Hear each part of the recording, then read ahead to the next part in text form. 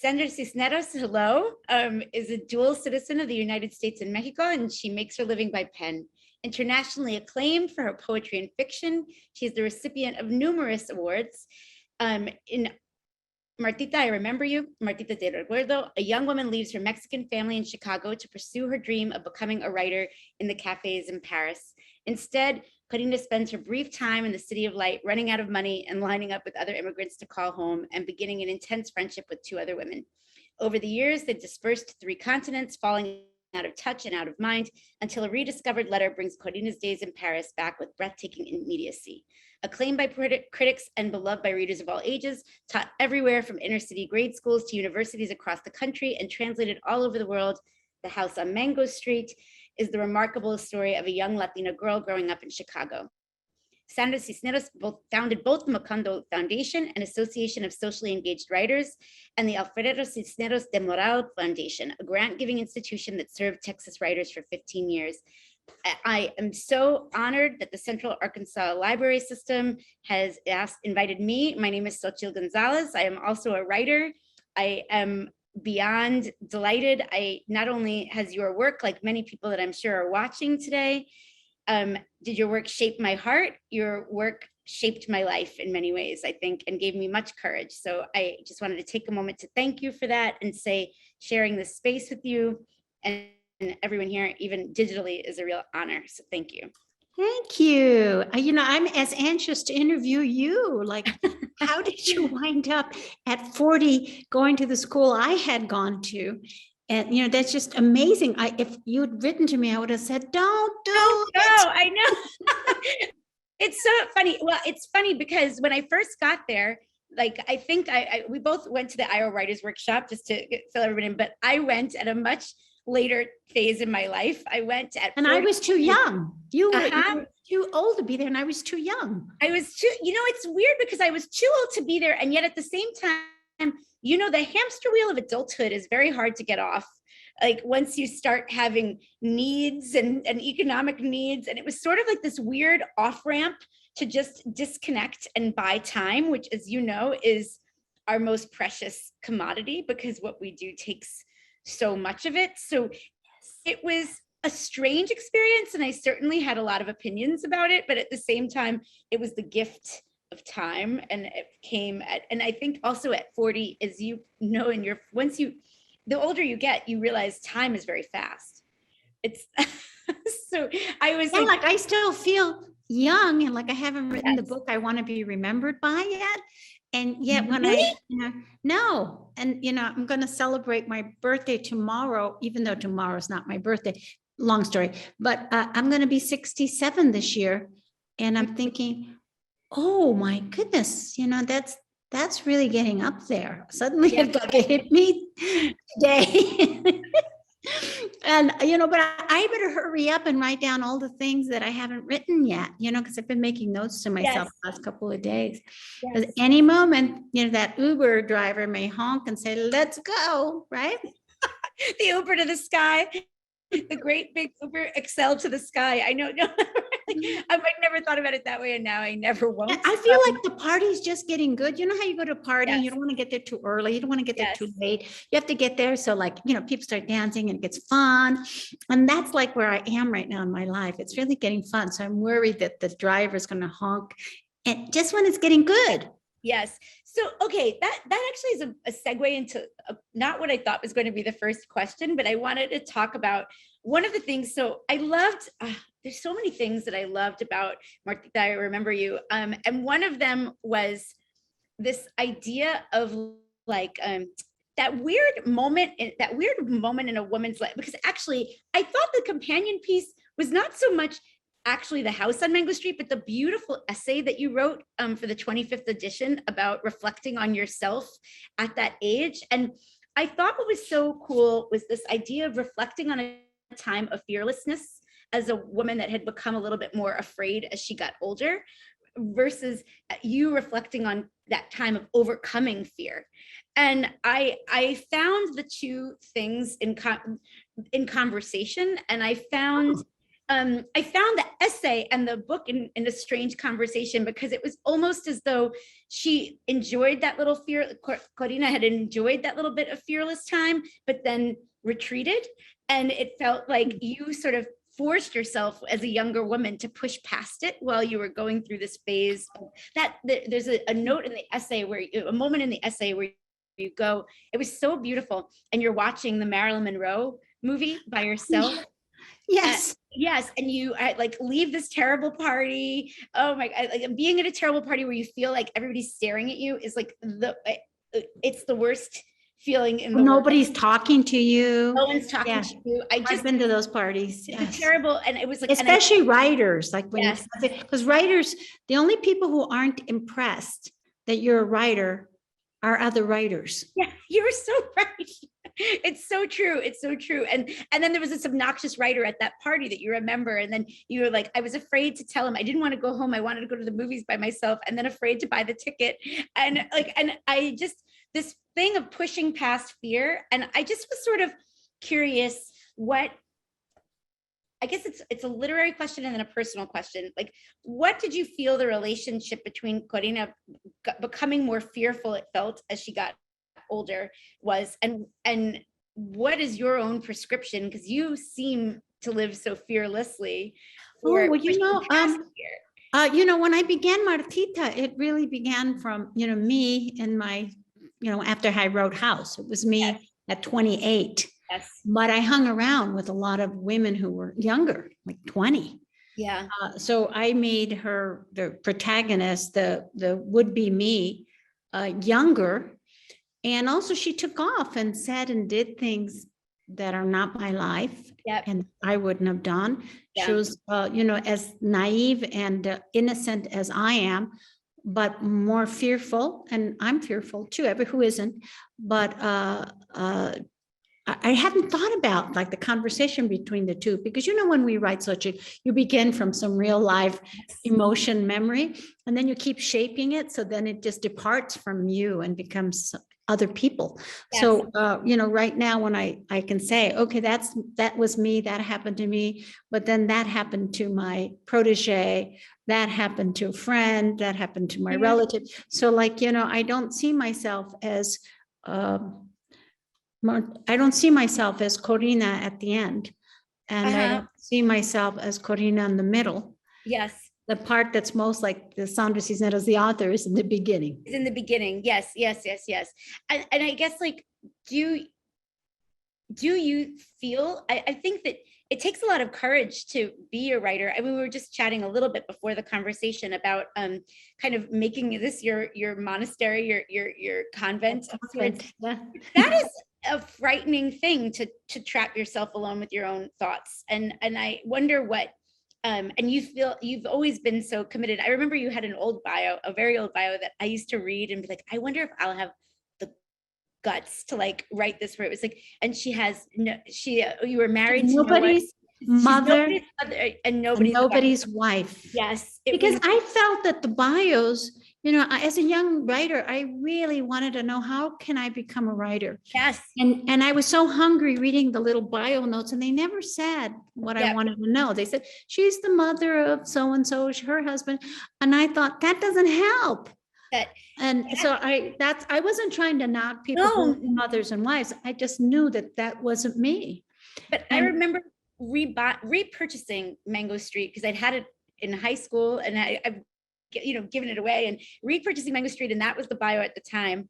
And I was just divorced, and I felt so like whole. I don't know. It was very reaffirming. It was very reaffirming, because I was Thank you. I forgot about that bio. I wasn't trying to be like, nah. I wasn't trying to be bratty. I was just trying to be honest of like, how did I get here? Yes. Yeah. And I know I made a choice when I was 30. I was a nanny after I finished House. Yes. I was 28 when I finished House, and I vagabonded and collected some of the memories in Martita. And then I came back to the United States just before I turned 30. I didn't have a job, and I was back in Dodge. And it turned out a family emergency. My sister-in-law had to go back to work on Monday, and the person they had hired to be the nanny for her little 1-month-old baby was too terrified and said, "Oh, you live too far out in the country. The baby's too small. Something can happen. I don't drive. No, I don't want this job." So they had to scramble. They had nobody. And from Friday to Monday, they had to find somebody. And I said, "I'll do it." Do it.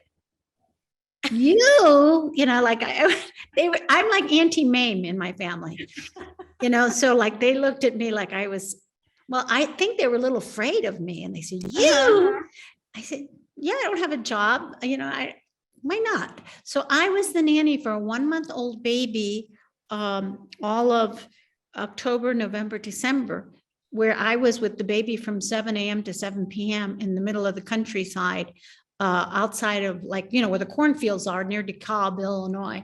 Wow. And I didn't even have a car, and I was just by myself. Yeah, I never thought about how crazy it was. Like that nanny who quit the job, she was pretty bright, but me, no. But once I had the baby, and I did crazy things, like I wore the baby like jewelry. I just put her on my chest and wrapped her up and showed her paintings, talked about women, artists. I tried to get her to sleep, drug her with milk so I could type. No, she would so I would walk around. And then I realized, hey, this is a lot of work. And if I have one of these, I'm going to have to move back to my father's house. Yeah. No way am I going to do that, because it cost me a lot to get out. So, I said, no, I don't think it's for me. So that's why, for me, that's why I put that in the bio note, nobody's mother. It really was a choice that I made. And I also picked the worst men that would never stick around. They were bad boys, good looking, really fun, but not husband material. So it was gonna, I figured if I'm gonna have a kid, I'm gonna have to, adopt a village, or have a village adopt me, or go back home. It's not gonna work. So that's why that was in the bio. I loved it. And I do think that it was there as it felt to me like a pathway. It did feel like an invitation to people and now there's more wisdom to it, because you're right. As I am at a crossroads in my own life, I think about every addition means a reduction in my writing, which is a strange thing. And I think people don't always realize that. It's a beautiful thing. And it's like, even the dogs, it's like that you love them, but they need their little attention, and you're like, but just after this sentence, right? It's very challenging. Another thing that it's so interesting. Like, I remember getting to college must have been 1995, and I went from, I grew up in Brooklyn, and I went to school in New England, and I walked into the bookstore. I was miserable. It was like I really felt like there's no one like me, no one understands. And I went to the bookstore, and your book and Esmeralda Santiago's book, When I Was Puerto Rican, were on the display. There was a little display. It must have been like a history month, because otherwise, Yeah, why would we be there? Right. But there was really and Cherry Moraga's Bridge Called Me Back at that time. But really that was there was not a breath. I think the next year, Junot Díaz's first Drown came out the next year or something, and there was really not a breath. And I was what I loved about this night, and I don't want to interpret, I want to ask the question, but I love that this was a Latina girl in the world, with Argentines, with Italians, in France, and I had my study abroad experience where that was an experience that I lived, and I loved that was what we were seeing, and that the world expanded. And I'm curious if the breadth of, and you've been I know such a patron of the art, of the literary arts, for so many Latinx writers. I'm just curious if the expansion has allowed you to expand your own canvas, or if you've just naturally come to that over the course of time, that you're like, now I want to talk about this. Do you know what I mean? I get it. When I was writing House, for example, the writers that were writing were male, and they were writing Down These Mean Streets. Yes, Yo Soy Joaquin, kind of, Viva la Raza type, male literature. And I felt I can't write that. And actually, I got criticized when my book came out. A House was not considered a politically correct book, because it critiqued the community It didn't say Viva la Raza, Mhm. and it looked at the neighborhood and its flaws, Mhm. and it was not considered political Mhm. in the way that the men saw politics. Mhm. So they didn't feel it was a Chicano book when it came Uh-huh. out. And but I know I was writing in response Of to course. the male perspective of walking down those mean streets. Yes. I wanted to write my perspective of the people that I saw in the neighborhood. And, you know, it began at Iowa from some place of shame that I realized I was carrying the shame. Mhm. And I talk about that in the introduction. You know, when you Yes. feel shame and you can't name it, but once you name it, it's like somebody kicked you in the stomach. I felt like quitting. Yes. And I wasn't in the fiction workshop. You were in the fiction workshop. Yes. I was in poetry. I really wanted to talk about this because Yeah. I was very angered. I was really angered when I was reading that essay about the fact that you wouldn't get credit for your thesis. I know it's such Oh. a tiny thing. But, And I but was see, like, this is the thing. Back then, bothered me. you had to declare, I am a citizen of the country of poetry, Yes. or I am a citizen of the country of creative nonfiction, or I'm a Yes. citizen of playwriting, or, you know, you couldn't have multiple identities and cross those borders. Yes. And I didn't, also, I was 21, I was too Yes. young. And my advisor was Donald Justice. He looked like to me, Yes. he wasn't old probably to him, but to Yeah. my 21-year-old eyes, he looked like grandpa. Yes. And I remember he said, well, here's my advisor, you know, no, you can't. These aren't poems. Oh, yes, I know. I said, oh, of course. And you know, you can't submit these for your poetry master. I said, oh, yes, you know, because I was a dutiful daughter. I was raised with, you know, respecting elders, regardless of who they were. In our culture, you don't talk back to elders. You just nod your head. And so to me, you know, I wasn't about to argue, but I didn't know that you could cross borders, and that, you know, nowadays probably somebody doing their thesis could do multiple genres. But you know, it doesn't matter. I wrote the book, and good lucky, as my mother would say, because no one put their fingers in it, and I got to write what I wanted, and it saved my life. And then, of course, when I left Iowa, I became a teacher, and the book it changed from being a memoir and became a piece of fiction. It's so, but I think one thing that's so beautiful about it is I've thought a lot of through the lens of poetry. And I will say that I think on the fiction side at Iowa, there's a lot of poets that sort of write prose poetry and can get away with it. But I still think that the poetry program really subconsciously endorses purposely a obfuscated poetry that is hard to access, and that is somehow seen as academic and elevated. And so there was something that you wrote in the essay that I'm going to actually just quote because it was just really great. You don't want to write a book that this is about writing Mango Street. You don't want to write a book that a reader won't understand and would feel ashamed for not understanding. And then later you say, and she referring to your younger woman self, she thinks people who are busy working for a living deserve beautiful little stories because they don't have much time and are often tired. And I remember, just by way of that sentiment hitting me, I remember writing, when I was writing my book, saying this needs to be worth a schlep in the purse, because like I was such a commuter reader in New York, you know, it's like, and I was like, if it's not worth a schlep in the purse, then it's not a good story. And but I was so curious how much of that ethos was formed in response to how like sort of purposefully erudite they tried to keep writing in some of these institutions, and that it's like, this is not what writing, and how much of that still is kind of your ethos about writing, I should say. You know,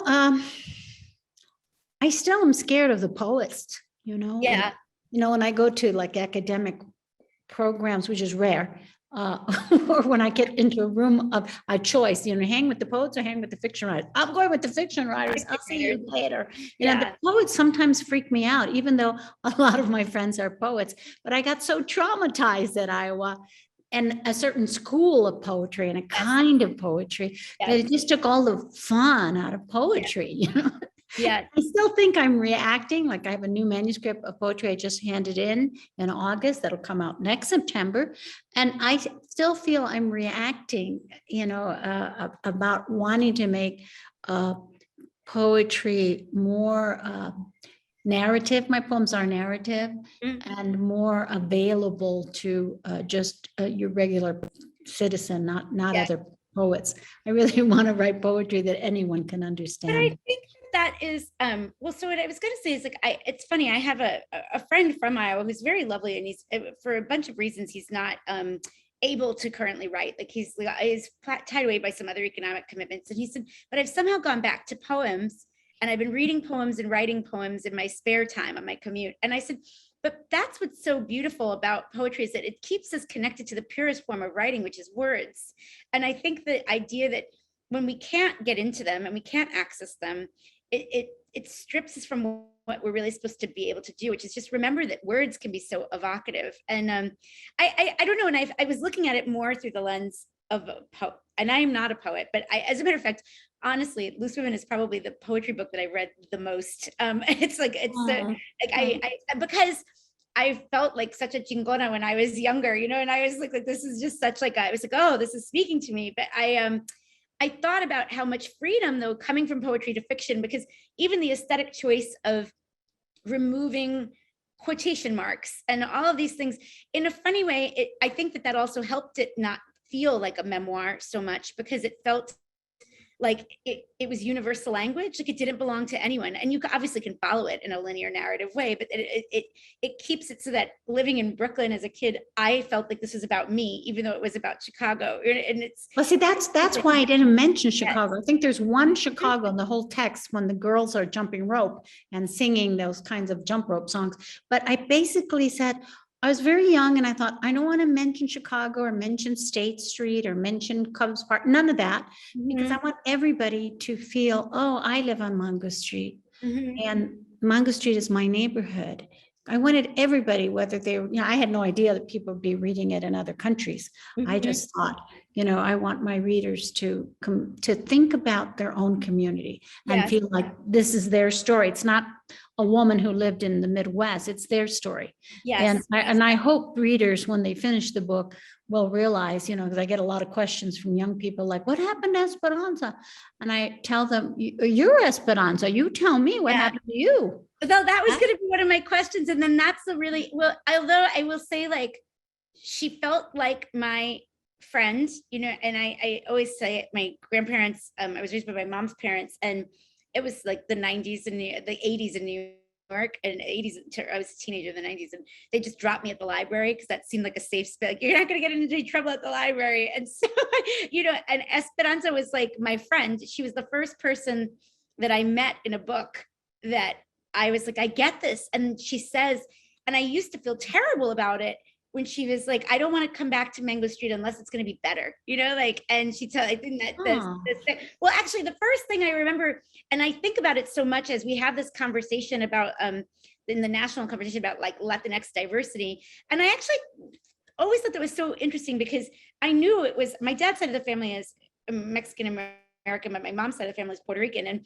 And there's the whole thing called hairs, that chapter about hairs.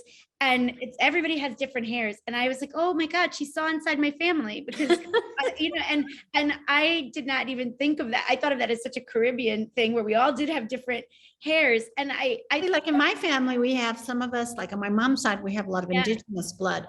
So the hair is very straight, but my father's side, he has more Arabic, Sephardic, Jewish, Spanish, mix. So we do have different hairs in my family. But I think it's so interesting, because now, and my novel, and I know a few other wonderful, we're actually we're going into, it could always be better, but a rich time for in the next year of Latinx stories coming out and Latinx novels coming out. And they're all quite specific. They're very, very specific, the characters. And yet at the same time, what I thought was the genius of Mango Street and what sustained us as these younger writers for so long was that it was so in its sparsity universal.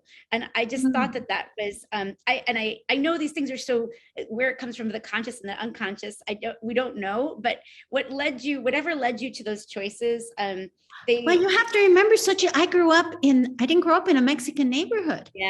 I grew up, and it wasn't a Latino neighborhood either. It was very mixed, like Chicago. I had a friend who I met, and I remember I said, she told me that she was Ukrainian. I was like in 6th grade, and I said, what's that? That.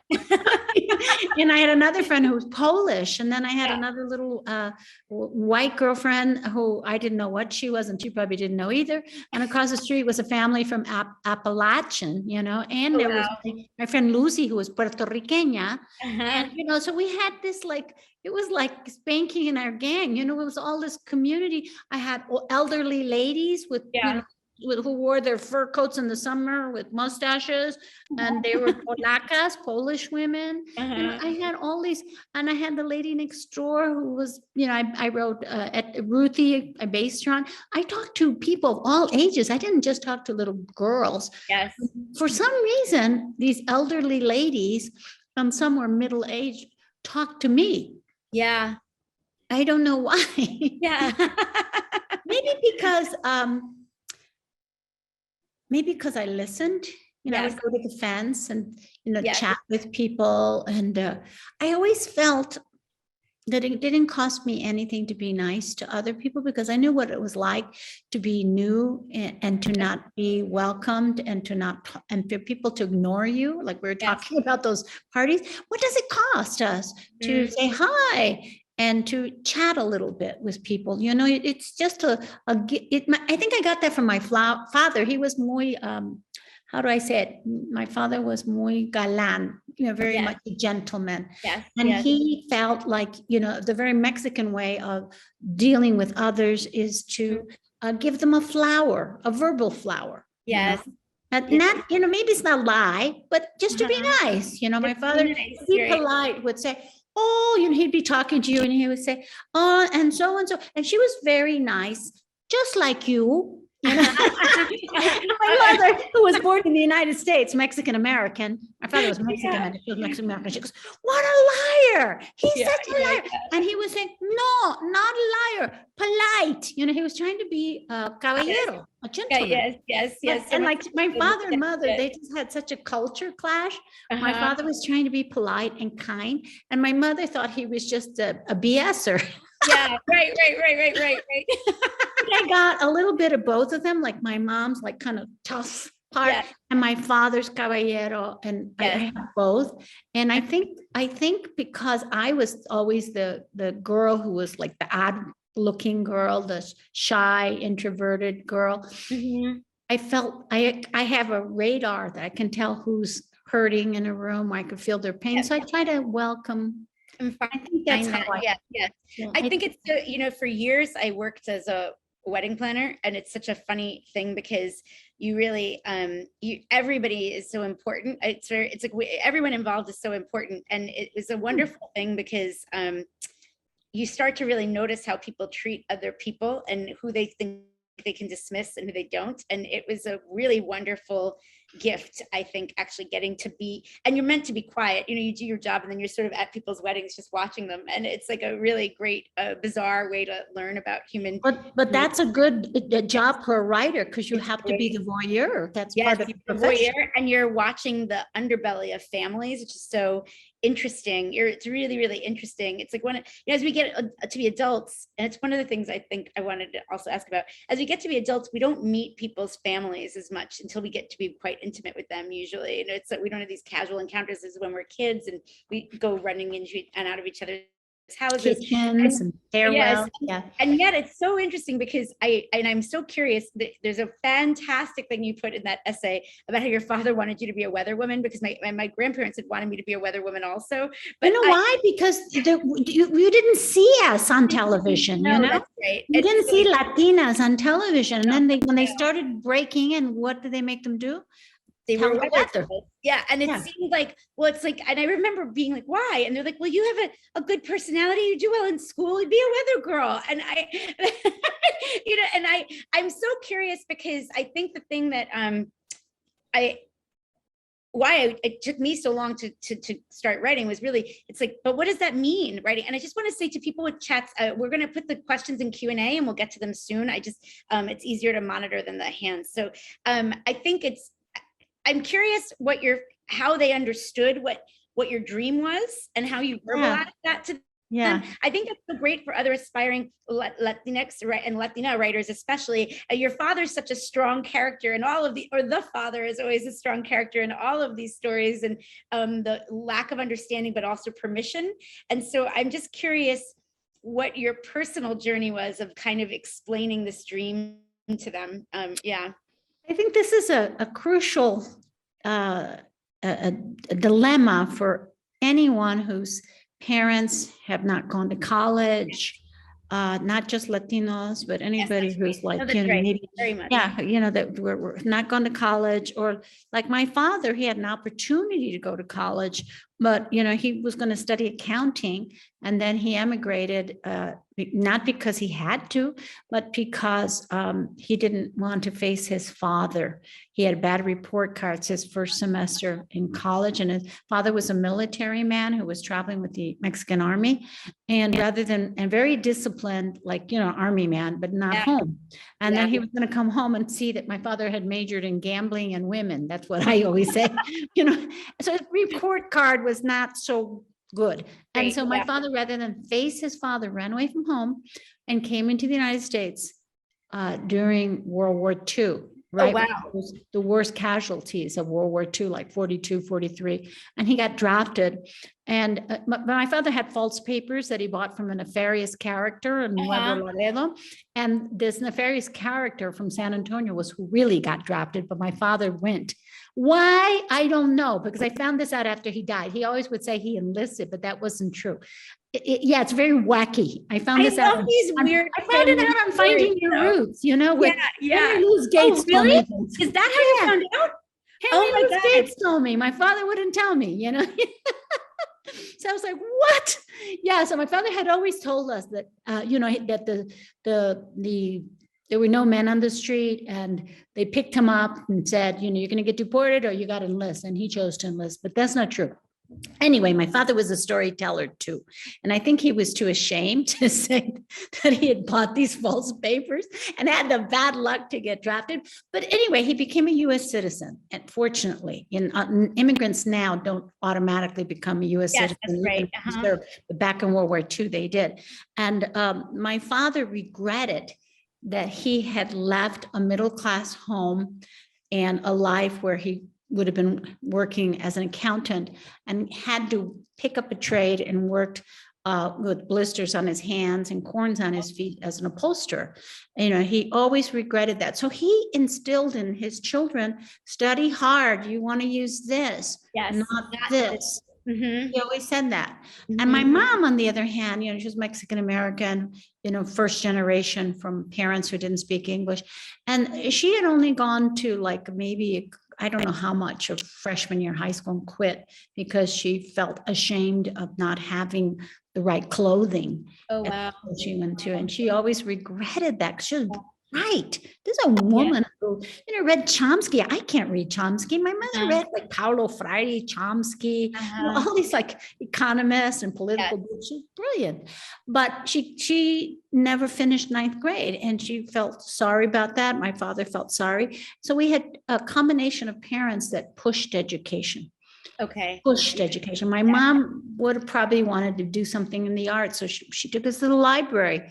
The public library is, every Saturday and every Sunday, she forced my father, who would rather stay home and watch soccer. She forced him to drive us to downtown Chicago and go to the museums, listen to the concerts in the park, listen to opera. She forced him. And, he was tired, and physically he was so exhausted that he usually didn't come into the museum. He would just sit by the coat room or lie down in the park and fall asleep. He was so tired, but he was a good father, a good provider.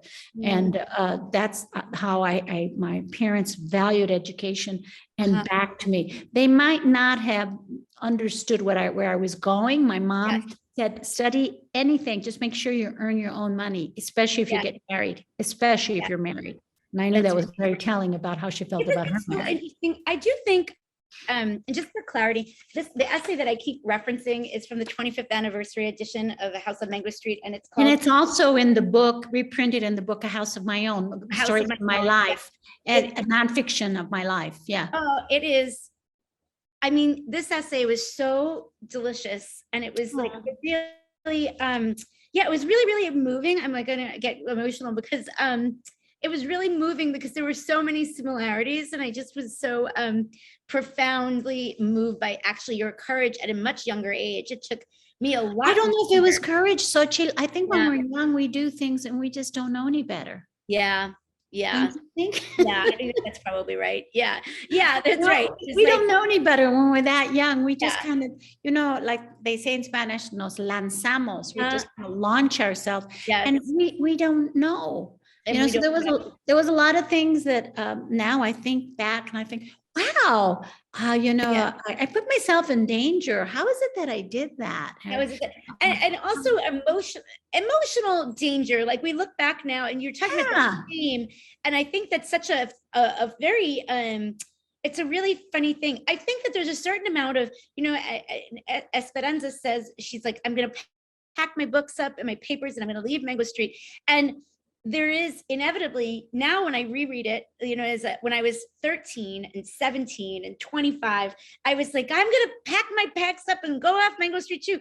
And now at 40, 43, I was like, oh, Esperanza, so many sad things are gonna happen to you, and you're Yes. gonna cry at home at night so many times. You're gonna cry.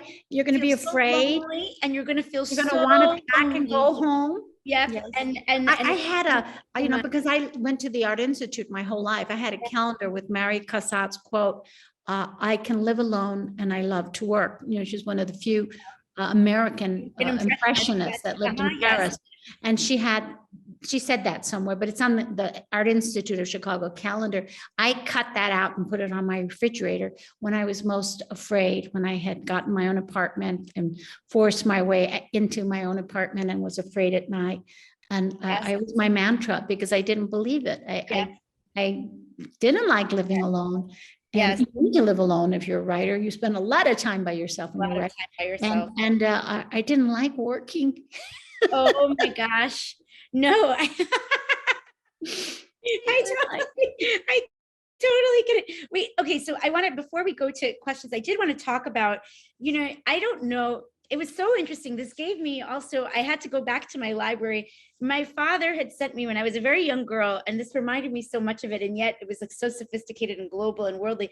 The storybook called Cuentos. And it was like tales of the American Southwest, and they're Mexican-American folk tales. And it was formatted exactly like this, where there was an English translation here, and then the other side, you begin the journey in Spanish. And I hadn't experienced a book this way in so long, and it was really beautiful. I love, see, because to me, this story was in my head for years, and still now. It's called Martita Te Recuerdo. It was always Martita, but my editor said you can't call it that. Yep. You have to change the title. And I thought, and you're like, that's the title. I changed the title to Martita, I Remember You. Yes, but in my mind, this is the real title of the story. And Liliana Valenzuela did a beautiful job. She's been my translator for like 30 years and has translated almost everything, not everything. Wow. But not house, but almost. And she's a poet. Yes. And studied to be an anthropologist. She's a fiction writer, and she's Mex-Tex. When I was Tex-Mex, we met. So she's really an amazing translator. So I really love that you can flip the book. I love it. Yeah, I love it. What was there? I love that you chose to do that, because I felt that it made me feel that way. I was like, oh, this was thought in Spanish. You know, but back in the early 90s, when I published House and Woman Hollering, when we suggested that, I think my agent and I had suggested they didn't want to do that back in the 90s. Oh, I'm sure. Yeah. Now things are different because they're aware of a Latino book buying, bilingual, not even Latino, some people I know who are not Latino want to learn Spanish or want to learn a second language. And so they like when there's a translation. I'm sure there's some people who don't, but I like it because I live in Mexico. I'm speaking to San Miguel de Allende, and I have a lot of bilingual friends who are Mexican or who are Canadian or European or American, and they want to have the two. So yes, no, it's very beautiful. And then, so what I wanted to also ask about this, just about creative process, is I love, it's sort of an unwritten letter, a lot of in my mind, where she's starts writing. She starts doing a little project around the house, and then the recollections kind of become a letter, and it's remembering Martita and Paula, and then it's addressing Martita. But what I thought was so cool, and I'm always just curious, what came first, the chicken or the egg? What keeps her honest? We were chatting a little bit about the fallacy of memory, and even fictitiously, you have to ask yourself, like, did this person really remember this, right? And the letters from friends keep her pinned down, like you including those letters. You're like, oh, she got married and then she stopped writing. You're like, oh, well, we have to hear about this. Like, I need to now hear about this. Like, like it holds her accountable. And I just was curious, which came first, the letters or the larger recollection? Do you know what well, this was supposed to be a short story inside the collection, Woman Hollering Creek. It was part of that manuscript. So the first part in Paris, minus the scraping, and the Chicago part wasn't there. It was just the Paris, not Chicago. That was a little story, and it ends where it ends, at the New Year's Eve party with the Argentines. But the Chicago part, the frame with her scraping. Oh, that's so interesting. Yeah, that wasn't there. But that's also so interesting because that is such deliciousness for anybody writing, that these things that sit and become kind of get parceled out, your scraps, there's jewels in there that like, don't throw anything away, because the guy handed it in, and I could see my editor and my agent both said, this isn't done and it doesn't fit into a story of the Southwest. Your book has Southwestern and Mexican, and this doesn't fit. I said, yeah, okay. So I put it away. So it sat for about 25 years in storage. And then I brought it out and worked on it a lot in the last 5 years. Well, and I would imagine that the distance of living and thinking about how womanhood changes you and your time changes you made that so rich, because the memories are still the memories, but how you would feel about them is so it evolves. And I thought what was beautiful is that what she misses, when you're, and I'll get to questions, but what she misses to me was not the adventures or anything. It was the closeness of these two women, and that she realizes it was not the nights out or the Argentines or the parties. It was the closeness, which at 30, I would be reflecting on being 25 and be like, oh, we used to have the best times. And now I'd be like, I never want to be in my 20s again. Never. That was the worst decade of my life. Was, always when I talk to young women, I say, it's okay. It only lasts 10 years. Oh my gosh. My gosh. Okay. It's so bad. It's so bad for women to be in their 20s, because they're the target. Right? Well, I think the other thing is about your safety. You're valued. You were valued and targeted because of your appearance in your 20s. And then the funniest part is a little bit of invisibility actually helps us become ourselves. I think as writers, we started out as children who are invisible. And, that's how, we listen and gather voices and stories, sit under the kitchen table. And then when we become mayores, older women, we become invisible again. That's right. Yeah. And I like the becoming invisible again, because it allows me to spy and watch and observe and take notes and sympathize and judge and all the things a writer needs to do to collect stories. Yes, no, truly. Okay, we have a wonderful question from Ana Rodriguez. As a little Mexican girl growing up in Southeast Arkansas, reading your fiction truly inspired me and helped me find my identity. My question for you, what are some common traps for aspiring writers? Well, I think some aspiring writers sometimes forget that the most important thing is time to write, because we think we have to have the right pen. We got to go to Paris. We have to have the right computer. We have to have the right rituals, make time to write and make yourself the priority. And especially young women make others. We're trained as women to make others more important than ourselves. That's a good woman. like my mother would make me feel bad because if I didn't make the bed. It took me like years, the COVID, to finally say, you know what? If you write, you don't have to make the bed, because you've got to get up and hurry up, get to your computer, because you've been horizontal and all of the images, and that's the best time to write. Get up. I exempt myself from making the bed. I even made a little video and put it on my Instagram and told everybody, you don't have to make the bed.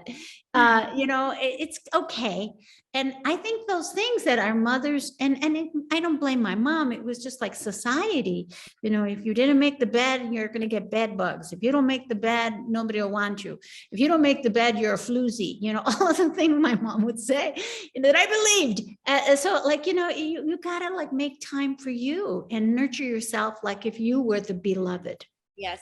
The caretake yourself. That solitude is a gift. Lockdown, we were saying before this began, is a gift because it allows us to be quiet and listen to our heart. And we have so much media and noise and little chirps coming out of your phone and tweets and all these little things that we don't really need. And if you would have a day you don't talk, have a day you don't do any of that, or don't do it at the end of the day after you've written for 6 hours. Mm-hmm.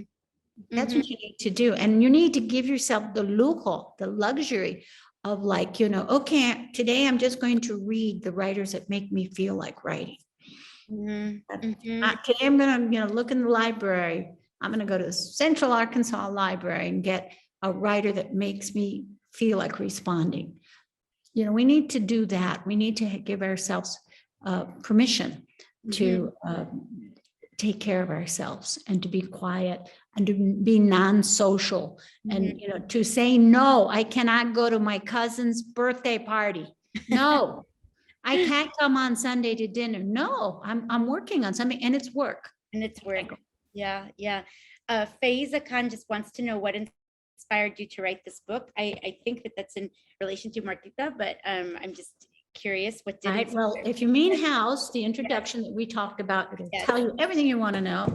And Martita, the recuerdo, Martita, I remember you, is based on a real letter that I got from a real Martita.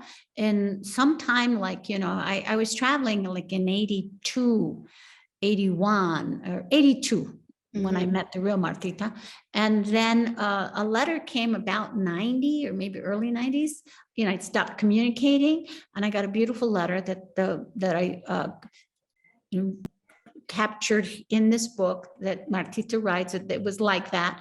I changed details so that I wouldn't get arrested and taken to court. But it's basically that letter that came, I don't know how it found me. And I thought, oh my God, what is this that I feel for this person? I'm going to write till I can clarify what is this emotion that has no, I don't know what it is.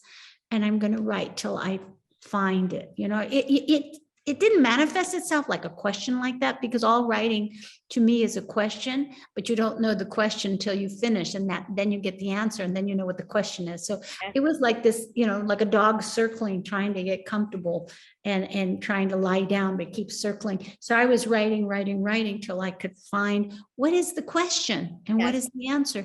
And I found writing this story that I had harbored such strong emotions for people I met very briefly. The real Martita and like 9 others from different countries that I cut and pasted to make Martita. And I realized, oh my goodness, these people came in so briefly in my life. Some of them are still in my life. Some I don't know what happened, but what did we experience together, and why do people haunt us? Ghosts haunt. What about living people? They haunt really strongly. And writing this is my search. Yes. No, that's beautiful. And that's so true. Living people can absolutely haunt us. There's a wonderful question in as an author, especially that you sort of just alluded to by some of your wonderful advice. As an author, especially as an author that lives in the beautiful realm between prose and poetry, what or who do you read for inspiration, for your own learning and development, or even just for fun? Yes, well, I have a question that I did for the New York Times book review called By the Book. There's an article. So if you want a really long list, you can Google my name and buy the book, BY, or is it BUY? I don't know. Just put New York Times book review in my name, and it'll and a long list of books that were on my bedside. Only because I was messy and I hadn't cleaned my room for very long. So there were towers and towers and towers. There's a lot of books, but I guess right now, the ones that I'm reading, the ones that make me feel so excited, that I reread books a lot. You know, like my favorite book is The Time of the Doves by Mercè Rodoreda, and I read that like 8 or 9 or 10 times. I like books by women writers who write their best books when they're older, like Jean Rhys. You know, I love Jean Rhys. I love Dorothy Allison. You know, I love Edwidge Dandicott. I love Harriet Dower, Marguerite Duras, Clarice Lispector, Elena Garro, Elena Poniatowska. And these there's a lot of, and I read poetry and I read essays. I read Pema Chodron and the Buddhist monk Thich Nhat Hanh. I find that, you know, reading essays by spiritual teachers and reading poetry by people like Joy Harjo and Rigoberto Gonzalez. And, you know, I just like reading. I have stacks of poetry always that I look at. I feel that poetry teaches me to be a better writer, because it's like ballet, you know, if you study ballet, you can dance, you know, flamenco, jazz, whatever, modern, but you have to begin with ballet. And for me, poetry is like ballet. It's the beauty of words. It's really lovely that way. It makes you appreciate them in such a different way. David White, I have had the honor of teaching your book, The House on Mango Street, many times. What would you have teachers tell their students about the book? And what would you want students to take away from the experience of reading it? Well, I think it's very important that students realize that they are Esperanza and that they have a house and they know the address, and that they should talk about what, not physically, I'm not talking about physically house. I'm using that as a metaphor. Like, what is what wound are they carrying that gives them a very specific power to see others who are suffering from that wound? And, you know, if you have been disabled, or, you know, you're going to focus on issues of the disability and others with disabilities, you're going to focus on that. If you have been discriminated, you're going to look at other people who get discriminated. If you've been wrongfully incarcerated, you're going to read and identify very much with other people who have been wrongfully incarcerated. So I feel as if everybody has a house on Mango Street, you know, some building that's on fire that they can only they see, and they know who is in there. And I hope that the book will make them understand that, you know, the world is full of houses on fire, different issues. And you have to look at the one that is holding those you love, those you know the address. And your job, I hope the book will wake you up to realize your job is to do something to save those who are in that burning house. It's really very beautiful. In some of your essays, you mentioned that many of your characters are inspired by your life and experiences. Is there one character in particular that you feel you relate to more than the others at this point in your life, and or that you feel represents you best? And I think that's probably, the question is beyond just these 2 books that we were talking about. Well, you mean all of my books? Like, yeah, I think, yeah, wherever the answer lies, let's talk about it. Oh, well, you know, I think like you know, in Martita, I'm all 3 of the women. Like I'm the Pufina Corina character, and I'm also the romantic Martita, and I'm the smart and savvy Paula. I feel like there are different parts of me in my life. So right now, I guess I would say this book, because it's my newest, and I feel like I finally distilled the succinctness of House on Mango Street and the complexity of Caramelo. Caramelo used to be my favorite favorite book. But now I like this one because I feel I was able to take this, and I wanted to write the opposite of House originally. I wanted to write a big, messy, sprawling story, and I did that with Caramelo. And now with this one, I was trying to take the poetry of House and the complexity of Caramelo, and I feel like I was able to make this, and I'm so proud of it. I love it. You know, I just, it's my Yes. baby. And, you know, so I guess I identify with the three women because there's maybe three parts of me in different phases in my life. You know, the young part, which, like, you know, my story 11, I'm 66 on the outside, but I'm also 65, 64, 39, 21. So like all of these women are me in different parts, and they're just underneath me like a layer of an onion. Oh, yes. And we carry them all with us all the time, right? Yes. So houses we touched on. The setting behind you is amazing. I feel like we have a glimpse into your world. Would you tell us a bit about your house? Yes, this is my house. And if you live here in San Miguel, I don't like people to come in. I get very private about my home because this is where I work. I work on this table that I'm talking to you from, except since COVID started, I started working upstairs in my bed. I feel like my house is a work of art. Yeah, here, I'll give you a little glimpse. There's my eternal Christmas tree. It was up before the pandemic. And then I just thought, we need a Christmas tree all year round. So it's very anti-meme of you, by the way, back to that. And this is water, by the way. I'm not drinking champagne. Beautiful, beautiful. And yeah, I feel as if decorating, if I wasn't a writer, I would like to be a decorator or a clothing designer, because I grew up with fabrics. My father was an upholsterer, and my mom, you know, would sew beautiful Barbie doll outfits from scraps of upholstery. And I always loved color and arranging things. So I'm a frustrated visual artist. I have an altar up right now at the National Museum of Mexican Art in Chicago. If you Google and there's an interview, and you can see the altar I created. And I stole that color behind me from the color I made my mother's altar. And I stole this color back here from, you know, the altar that I made for my mom. So I'm always like playing with colors and doing things. And I started as a visual artist. Yes. And you can see some of my drawings in the book Puro Amor that has my artwork. So did I. That's so funny. Oh my gosh. I was a painter. Yes. Oh. Lupe Peña de Martinez had a question that you somewhat answered, but I wanted to mainly read. First, thank you for the impact you have had in my life and so many other muchachitas. What consejos do you have for those of us who have a story burning inside of us, burn a chapter of their lives? A mami esposa, full-time educator. And I do think, you know, you did touch on this a little bit, but I am curious because I do have a lot of empathy for my mom friend writers, because it's very easy we were talking about this, you know, it's very easy to get caught away because you can't say no to those needs. I know. And I would recommend you look at other story cycles like that are related to House on Mungo Street, even though I didn't know it when I wrote it. It was after I wrote the book, I would find the beautiful book, Maud Martha by Gwendolyn Brooks. She was a Chicago poet, African-American. And, you know, Maud Martha is one of my favorite books.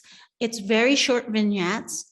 And if you don't have a lot of time, and I was a teacher, high school teacher, so I wrote little things because I didn't have a lot of time. So, and I was, you know, sometimes you can write things that, you know, maybe a little haiku. If you can't write, you know, if you can't write a haiku, write one sentence. You know, that's, yeah, just, and make your demands smaller. Lower your demands and make tiny little things. So you can look at Maud Martha, look at Elena Poniatowska's Lilus Kikos, if you can find it in Spanish. If you can, I don't know if it's translated, but Lilus Kikos is also a story cycle about a little girl. And, you know, they're just brief, they're tiny little vignettes. And so the vignette form is very nice for people that are busy. You know, you can write a draft in, you know, one sitting, and then you can just keep revising it, like if it's a little poem. So I would recommend looking at those two books and just give yourself an assignment of a story that you're going to start and begin in the time you have available, even if it's just a draft, but it has to start and end. And also, I don't start at the beginning, so that would be hard for me, what I just asked you to do. What I would do is instead write a button. A button is just a little bit of a piece of something. You don't know where it's going to go. It might be a dialogue or something you wish you could forget. Just think of it as a button. I'm not asking you to make the whole dress.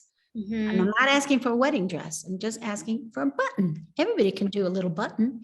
And then you just write a whole bunch of them, and then you put them all together, and then you'll see, oh, I can join these. That's kind of how I wrote House on Mungo Street. And I still write buttons now. That was wonderful advice. We are out of time. This is delicious. Oh, well, let me just add this. If you didn't get to ask your question, write to me on my webpage, www.sandracisneros.com. And you can also follow me on Instagram, but I don't really answer questions there. So if you want to, I answer all my mail. I do it like once a month. And you could also add if you wanted to be private or printed on there. Also, my website, we just did a renovation, and it's bilingual now. Not every section is completely bilingual, but the most important parts are. Okay. Thank you so much. This is truly an honor. And I just saw my teacher, Kevin Brockmeyer, in the chat. So thank you, Kevin, for helping this to happen. And what a blessing on behalf of everyone here. This is just wonderful. This was fun. I have to say, Xochitl, when a writer interviews me, the conversation is like a Mobius. It's so uplifting for me. So thank you. It's like a volleyball game. And, it's like I'm not having to do all the work. So thank you for nourishing me. Oh my goodness, thank you. Really, welcome. Delight. And now he has been sitting here sleeping on my lap. This is my Xolo, Mexican hairless dog mixed with Chihuahua. And she sits with me on my lap and helps me to write the stories you love to read. So I consider her a working dog. Yes, very, very hardworking, very hardworking. Have a wonderful evening. Bye. Thank you. Bye. Bye. That was so beautiful. Thank you.